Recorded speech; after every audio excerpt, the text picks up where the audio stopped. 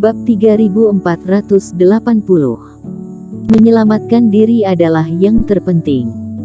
Memikirkan hal ini, Erikin melihat sekeliling lagi. Mungkin saja ada jenius dari suatu kekuatan besar di ruangan ini. Jika begitu, pertarungan berdarah ini sepertinya lebih menyenangkan. Bukankah itu bagus? Sekarang ada dua, tidak lama lagi aku akan menjadi yang ketiga, kata Erikin. Konyol, apa hakmu untuk dibandingkan dengan Tuan Ying dan Tuan Mo? Begitu kata-kata Erikin terlontar, langsung menimbulkan sinisme dari beberapa kultivator.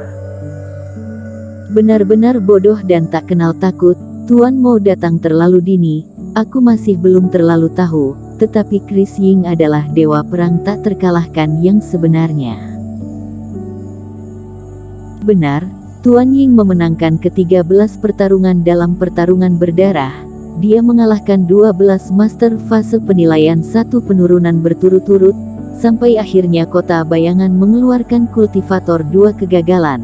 Dia bahkan lompat tingkat dan melukai master fase penilaian 2 kegagalan itu, oleh karena dia tidak sengaja menunjukkan teknik ilmu sihirnya, jadi kami mengetahui identitasnya. Hanya kamu masih belum tahu apakah kamu bisa hidup sampai besok, masih berharap bisa bertarung dengan Tuan Ying. Pendatang baru memang pendatang baru, jika terlalu sombong akan seperti bocah yang menggunakan pedang kemarin, ada pedang abadi malah menggunakan pedang spiritual, akhirnya dia dihancurkan berkeping-keping oleh banteng itu. Mendengarkan ejekan beberapa kultivator, Erikin tersenyum dan tidak menjelaskan apa-apa. Aku tiba-tiba merasa siapapun yang bertarung denganmu sangat beruntung. Reddy Long di samping tiba-tiba berkata dan menggeleng dengan iri. Kamu takut jika kamu tidak bertarung denganku akan dibunuh oleh orang lain? Tanya Erikin. Tidak sampai seperti itu, aku, Reddy Long, dapat bertahan selama bertahun-tahun di pertarungan berdarah. Tentu saja aku punya trik untuk bertahan, kata Reddy Long sambil tersenyum. Tapi aku bisa memberitahumu diam-diam, di pertarungan berdarah ada sebuah peraturan, yaitu setelah satu pihak menyerah, jika pihak yang dominan tidak dapat membunuhnya dalam hitungan 3 tarikan napas, maka kultivator istana bayangan akan menghentikan pertarungan. Kebetulan aku punya sebuah trik unik yang hampir tak terkalahkan dalam 3 tarikan napas, sehingga bahkan jika aku tidak bisa mengalahkan lawan, aku tidak akan mati. Waktu itu, dengan begitulah aku menjadi salah satu dari 2 orang yang selamat di tangan Chris Ying. Sepertinya trikmu ini cukup hebat. Erikin juga sedikit terkejut. Chris Ying memenangkan ke-13 pertarungan. Salah satunya yang selamat pasti adalah Master 2 kegagalan itu, namun Reddy Long dapat bertahan berarti dia memiliki kemampuan. Jadi, jika kamu punya cara untuk menyelamatkan diri, kamu harus mempertimbangkannya terlebih dahulu. Nyawamu adalah yang terpenting, paling tidak hanya menyerah dan malu, jangan bodoh paksa melawan demi harga diri, tidak sepadan, kata Reddy Long dengan sungguh-sungguh. Kenapa kamu memberitahuku sebanyak ini? Tanya Erikin. Hehe, ayo berteman. Sejujurnya aku bisa hidup sampai hari ini. Selain cara menyelamatkan hidup itu, aku memperluas relasi. Terutama pendatang baru, selama aku mengajari mereka sesuatu, maka bahkan jika aku kalah melawannya, lawan tidak mempermalukanku karena aku pernah membantu mereka. Aku paham, jadi jika aku sangat jago, kamu mungkin akan memberitahuku bahwa aturan pertarungan berdarah adalah para penatua akan turun tangan 3 detik setelah menyerah, jadi kamu akan menyarankanku untuk membunuh lawan dalam waktu ini. Pintar. Reddy Long menyeringai dan menatap Erikin lagi. Aku tiba-tiba merasa kamu benar-benar tidak gugup, tidak seperti para kultivator pendatang baru yang pura-pura tenang, tetapi sebenarnya sangat gugup. Mungkin kamu tidak selemah yang mereka pikirkan. Ketika berbicara, gerbang aula terbuka lagi. Dengan suara keras, seorang pria paruh baya yang tingginya lebih dari 2 meter dan juga sangat kekar masuk. Dia jauh lebih besar dari Reddy Long. Namun, dibandingkan dengan Reddy Long yang berpakaian sederhana, pria ini bertelanjang dada, wajahnya sangat jelek, dan matanya memancarkan sikap arogan. Tubuhnya penuh dengan bulu hitam dan mengeluarkan bau darah yang kuat. Dia sambil makan daging mentah yang berdarah-darah sambil berjalan.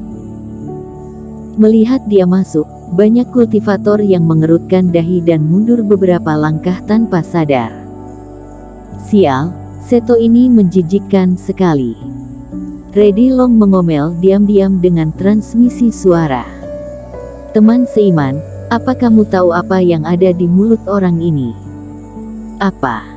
Eric Kin hanya tahu itu daging mentah, tetapi tidak bisa melihat keanehannya.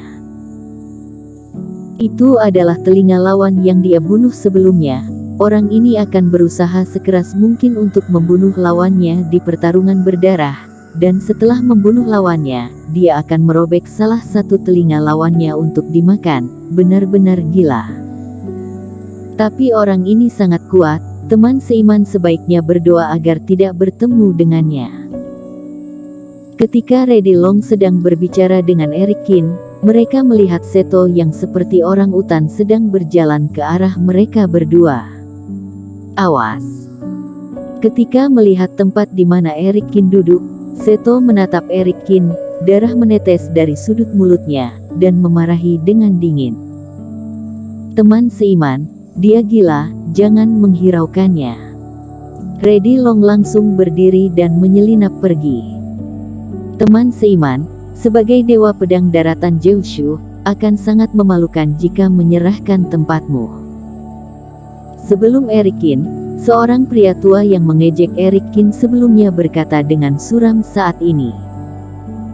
Para kultivator yang menunggu di aula juga melihat ke Eric Kin lagi. Banyak orang yang tertarik untuk melihat bagaimana Eric Kin menanganinya. Ekspresi Reddy Long sedikit berubah. Maksud pria tua itu sangat jelas, dia sedang memanas-manasi. Nama panggilan Eric Kin terlalu arogan. Keberadaan seperti apa dewa pedang itu? Jika dia benar-benar berdiri dan menyerahkan tempatnya, maka dia benar-benar menamparkan dirinya sendiri. Namun jika hanya duduk diam, itu berarti benar-benar menyinggung Seto. Namun menghadapi ini, Eric Kin tidak perlu memikirkannya. Bau mulutmu sangat bau dan darah dari sudut mulutmu jatuh di kakiku. Reiki di dalam tubuhnya digerakkan, berubah menjadi perisai dan membungkus sekeliling dirinya. Aku menyuruhmu pergi. Seto berteriak, melihat Eric Kin tidak menanggapi. Dia mengayunkan tamparannya ke kepala Eric Kin. Namun Eric Kin hanya tersenyum dan sama sekali tidak bergerak. Tepat ketika tamparan itu akan mengenainya, Seto tiba-tiba berhenti. Kamu pintar, kamu tahu aturan di sini adalah tidak boleh bertarung, tapi tunggu saat kamu di dalam, tidak ada yang bisa menyelamatkanmu. Seto mencibir, menghempaskan rambutnya yang berantakan, menggigit daging yang berdarah-darah, dan berjalan ke sisi lain. Teman seiman, kamu sial sekali, baru datang langsung menyinggung malaikat maut, meskipun kamu sangat berani, tetapi kamu telah menyinggung Seto. Orang ini sangat kejam, jika kamu benar-benar melawannya, kamu banyak-banyak berdoalah. Reddy Long melihat dia sudah pergi. Dia baru berjalan kembali dan menatap Eric Kin dengan prihatin. Meskipun dia terkesan dengan reaksi Eric Kin sebelumnya, namun dia tidak berpikir bahwa Eric Kin adalah lawan Seto. Di luar aula, pengurus Liu masuk ke dalam sebuah ruangan dengan buru-buru. Penatuaku, Anda mencariku. Pengurus Liu langsung memberi hormat dengan sopan begitu masuk. Royce Su itu baru saja mengirim seseorang ke sini kan? Aturlah lawan yang jago untuknya. Penatuaku adalah pria tua berambut putih yang pernah ditemui Eric Kin sebelumnya. dia langsung berkata ketika melihat pengurus Liu. Tapi Penatua Su. Pengurus Liu sedikit ragu. Bersambung.